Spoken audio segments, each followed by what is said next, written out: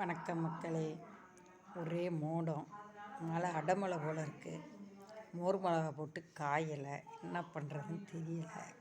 அப்புறம் பார்த்திங்கன்னா அம்மா வீட்டில் இருக்கப்பெல்லாம் கூரை வீடு, ஓட்டு வீடு தான்.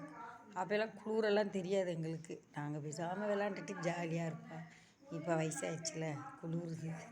அதனால தான் துண்டை போத்திக்கிட்டு ஒரு வீடியோ போடலான்ருக்கேன். என்னன்னு பார்த்திங்கன்னா, நல்லா குளிர். இப்படி மழைன்னு வச்சுக்கோங்க, நாங்கள் என்ன பண்ணுவோம், 5 பைசாவுக்கு அம்மா கொடுப்பாங்க. 5 பைசா இல்லை, 2 பைசாவுக்கு பொட்டுக்கலை, 2 பைசாவுக்கு சர்க்கரை, 1 பைசாவுக்கு தேங்காய் வாங்கி சாப்பிடுவோமா. ரொம்ப நல்லாயிருக்கும்.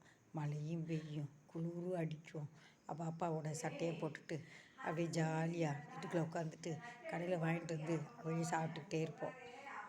ஆள் கொஞ்சமாக கொடுப்போம், இல்லைன்னா கொடுக்க முடியாதுன்றோம் அக்கா தங்கச்சிக்கு. அதெல்லாம் நல்லாயிருக்கும், ஜாலியாக இருக்கும். தெரியுமா, கூட்டு குடும்பம் அப்படி இருக்கும். அடிச்சுக்குவோம், குளிக்குவோம். நாங்கள் 4 பொம்பளை பிள்ளைங்க, எங்கள் 3 பசங்க, எங்கள் வீட்டில் 7 பேரும் நல்லா அப்படியே ஜாலியாக இருப்போம் மழை பெஞ்சிச்சின்னா. அப்புறமேட்டு ஷவர் பாத் இருக்கிறீங்களா, 2 வீடாக இருக்கும். 2 வீடையும் ஜாயின் பண்ணிப்பாங்க. அந்த ஷவர் பாத்தில் தண்ணி வரும் பாருங்கள், அந்த இதில் அதுதான் எங்களுக்கு அப்போல்லாம் ஷவர் பாத்து. அந்த நாள் நினைவுகள் சொல்லலாம்னு இருந்தேன். இப்போல்லாம் வீட்டுக்குள்ளேயே நமக்கு எல்லா வசதியும் கடவுள் கொடுத்துட்டாரு. அப்போ பார்த்திங்கன்னா அந்த கூரை தண்ணி கலராக வரும், அதில் போய் குளிப்போம் நல்லா ஜாலியாக. நம்ம துவைக்கிற சோப்பு பார்த்திங்களா, அதை தேய்ச்சி குளித்தா முடி அப்படியே பஞ்சுன்னு இருக்கும். நல்லாயிருக்கும். காய்ச்சதெல்லாம் வராது அப்போல்லாம். அதிகமாக 5 வருஷத்துக்கு ஒரு தடவை உடம்புல ஏதாச்சும் மிஸ்டேக் வரும். அது நம்ம உணவு முறையில் தான்.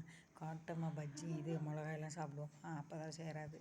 மற்றபடி நல்லாயிருக்கும் லைஃபு. சின்ன பிள்ளையில அதை நினச்சி பார்க்குறேன். உங்களோட நினைவுகள் எப்படின்னு கமெண்டில் சொல்லுங்கள். நன்றி, வணக்கம்.